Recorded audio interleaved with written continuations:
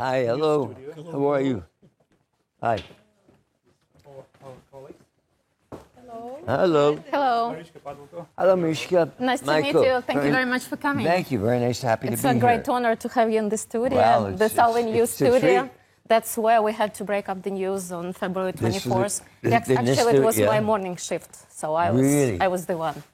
Whoa. So Were you in the middle of and they gave you the news that... no, nobody gave us the news. This social media gave us the news because we didn't know what was going on. Yeah. So this is our normal site, but we have a special picture for you. Can you recognize this part of the picture? I think I can. How about this? You see this church that you took a picture with? Oh, look at that. Yeah. That's beautiful. So that's how we decided to connect to cities. I think you take this side. Go anywhere you want. I'm just going to do this for my wife, so she can see this as New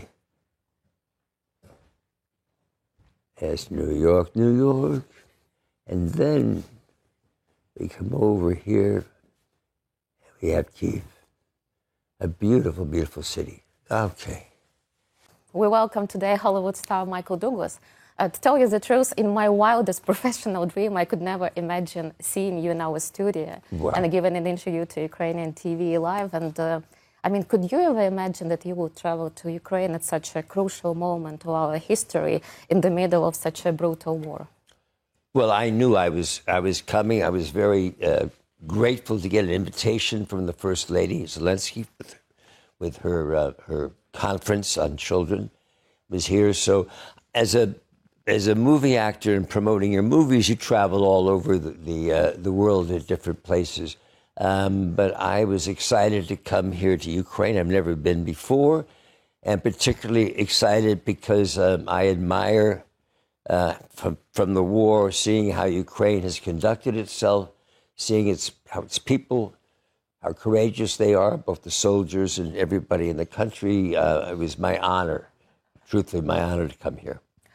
Actually, I'm a little bit surprised reading your biography that you've never been to this part of the world before, because your official biography said that your predecessors on your father's side come from Belarus, but many Ukrainians believe that your grandparents were born in Odessa, Ukraine. I know. So which version is true of your biography? We had a show in New York recently, which is Discover Your Roots. And so they did a detailed background. And my family originally came from Belarus. My grandfather, Harry, left in 1904 to come to the States. I thought maybe it was because of World War I and everything, but the reality was that he was a robber. And I had two other brothers I didn't know about that were also part of a team, and I think he had to leave the country for that reason. But when I did try to do my discoveries, I found out that the village that they came from in Belarus was downwind from Chernobyl. So it really does not exist anymore. It's been, contaminated area. Many people don't realize that a lot of the Chernobyl accident downwind went into Belarus. Did you have any concerns in your family about your safety traveling to here, especially bringing your 24-year-old son? Did you have any hilarious advices on safety tips from your friends before coming here? Not really. I assumed if I got an invitation from the First Lady that we were in good hands. This conference also involved the First Ladies of many countries. So I followed the ladies. My son and I felt secure. I didn't know what to expect. And I had no idea how beautiful Kiev was. And I think maybe in my mind I had images of East Berlin after the wall came down. And here is a city that is as spectacular as any city throughout Europe. It's just a gorgeous city. And I thought also I'd seen so much of the news. And by the way, and I know the station does the news all the way, and everybody seems to focus on the war. And of course, it's very important. But I encourage you and recommend to you that once in a while you show people outside of Ukraine how people are living their lives and conducting themselves. And for me to see the kind of courage of the average person in the streets is inspirational. You have to remember, I was in college when the Vietnam War happened. And in our country, the Vietnam War, we were very, very divided. So to come to a country like this, where you see everybody so united, and even after this many years, and I know fatigue is set in, but you must realize how inspirational you are. As a new democracy, this is 30 years old. It's a wonderful reminder to America, celebrating its 278th year, which has its own problems, about how important democracy is. And democracy takes a lot of work by everybody. I think as far as my visit here, I expected that Kiev would have more damage. And the only real damage that I was witness to was the children's hospital, which only made me that much more angrier as I really understood how a guided missile had to come in, was directed, turns, maneuvered, and clearly, purposefully bombed the children's hospital. And it's just hard to conceive of any civil society, even in war, that would make the effort to come all the way to Kiev to bomb a children's hospital.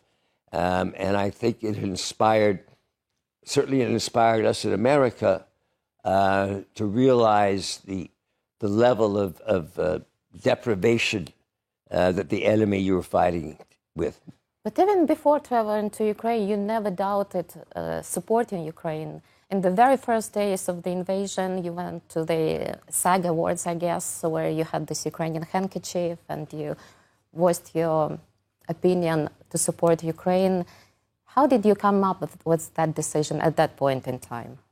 Well, I'm a bit of a news junkie. I read the newspapers all the time. I followed the preamble to the war starting as the troops lined up. And I just can never remember a situation that was so black and white. I've seen conflicts and wars before where there's debate about territory.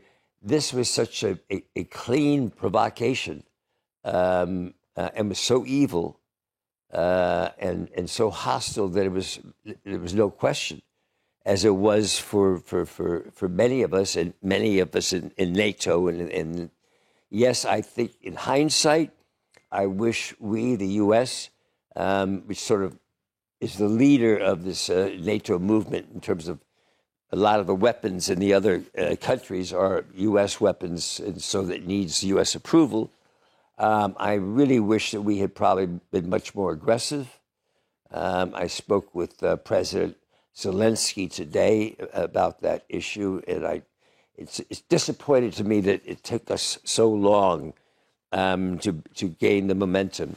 And I think as we speak now, my fingers are crossed that reading the news in the U.S. that although our governments all want to give Ukraine these long-range missiles and more, it's been presidency, the executive office has held off. But I think now it looks like it's going to happen, which will make things a little better.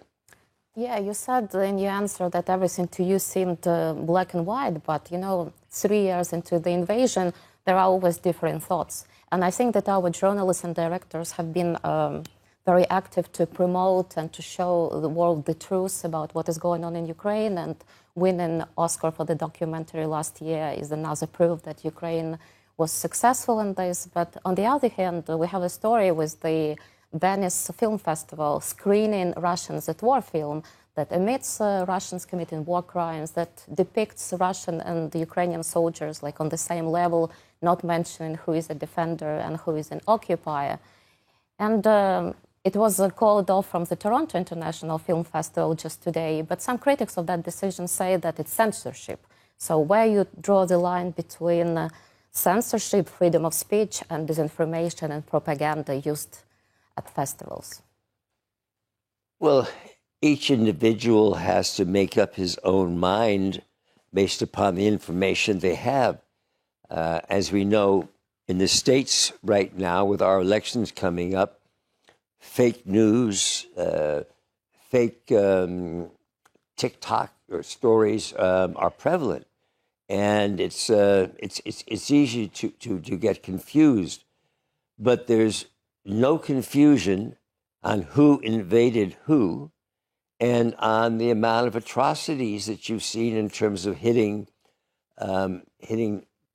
citizen targets rather than military targets, and the behavior of the Russians has been atrocious, and I think that's a sentiment that's felt strongly throughout the U.S.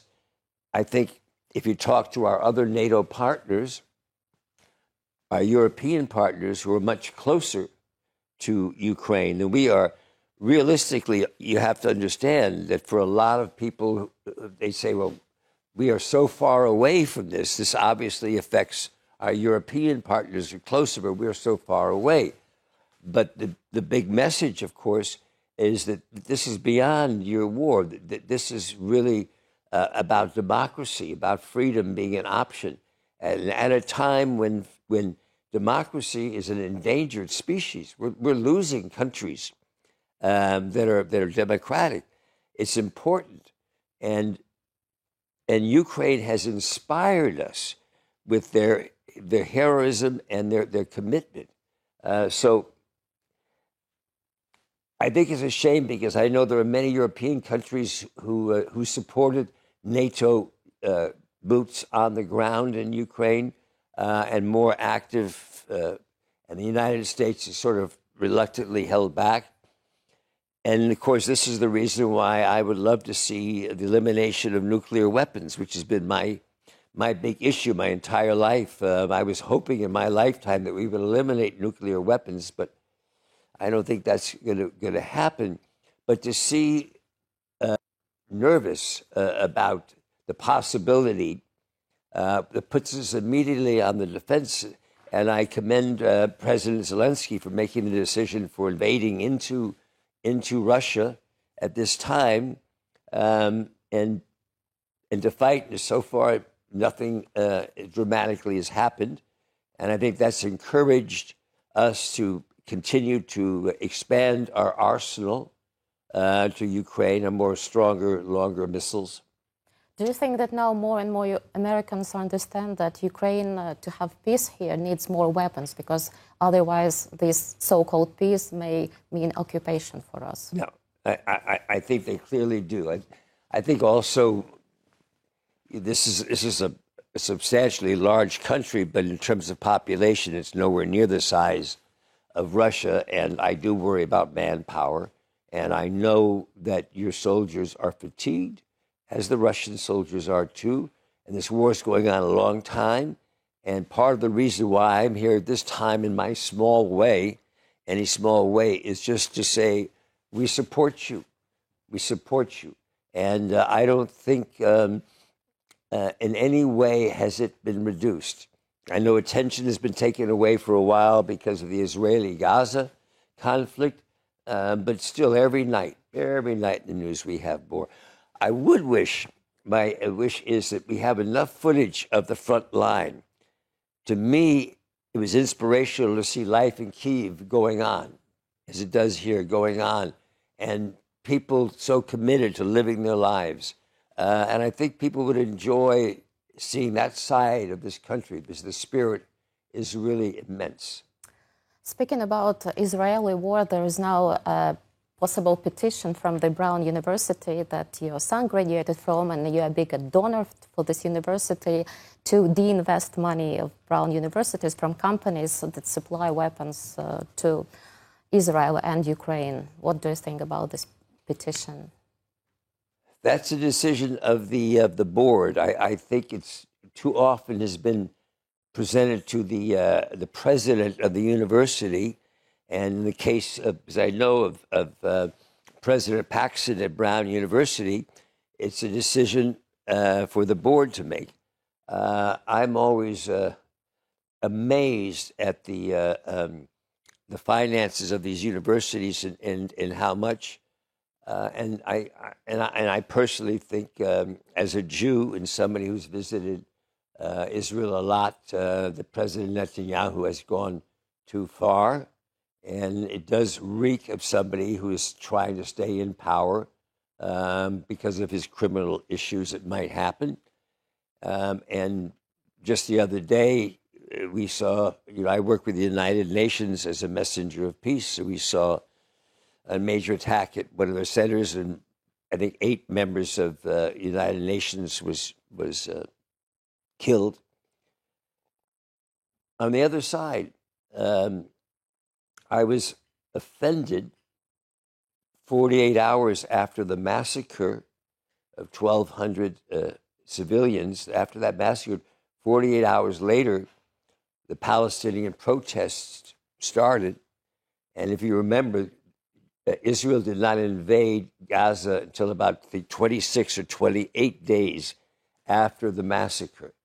So it showed me that there was some very intelligent organization that had been done for a long time. And after doing some homework on the subject, I was able to understand that several universities have been largely funded by Qatar to support Middle Eastern studies departments, new departments of Middle Eastern studies, with leaders of those departments appointed in general by Qatar, which supported Hamas for a long time. So we have a generation of students who have been educated and taught in that way, just like in years before when the madrasas existed in Saudi Arabia and Osama bin Laden and those radicals were created out of the education that they got, that they were misguided. And I was very disappointed that there was not a separation between the Gazan people and Hamas as a terrorist organization. Returning to American politics, are you going to officially endorse any of the candidates running for the office? For president? Yeah. I support Vice President Biden. I think she's a very capable... You mean Kamala?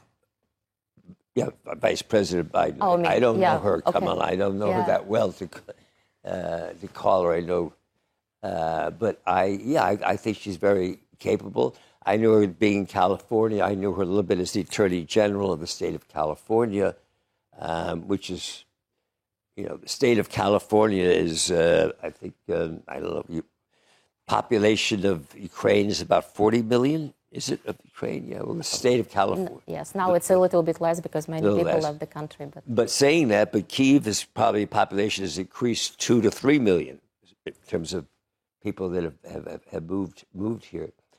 So I think she's very capable. I supported President Biden for a long time. I think he's an excellent man. And I do think it was time for him. His age was an issue. And as we saw in the debates, when you have somebody who's young enough to be able to talk back, to fight back, it's effective. You have a big day coming in less than 2 weeks. Oh, please.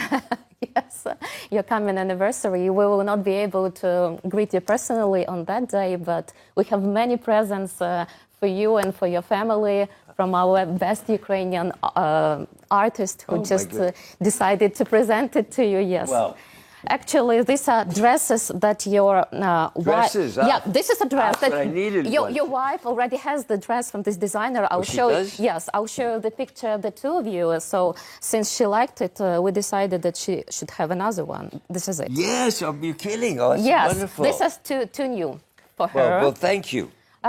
This is one for you and for Dylan. They are all signed. National Ukrainian embroidery. And this is a special necklace for your wife from Dnipro. It's all signed as well. Oh, my goodness. So have a great celebration. I know that you celebrate your birthdays on the same day. We do. This is something I can relate to. I have the same with my husband. You're kidding. Are you really the same day? The same day. What is your birthday? I'm not asking what year. No. Actually, you can relate to this date because it's February 26th. So the second day of the invasion, he was gone the first day of the invasion. He got enlisted himself. So we haven't been actually celebrating together since then, but we believe that we will.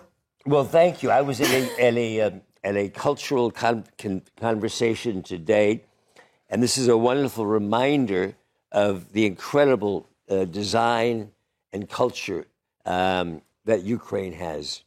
And we knew it long before the war, and I'm glad to see it still exists. This is a great, great country, and you deserve the best. And we feel very grateful for supporting us.